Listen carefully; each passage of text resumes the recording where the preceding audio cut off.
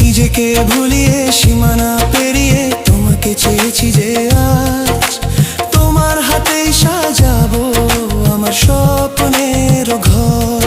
আমি তোমার প্রেমে পড়ে দুনিয়া ভুলে গেছি।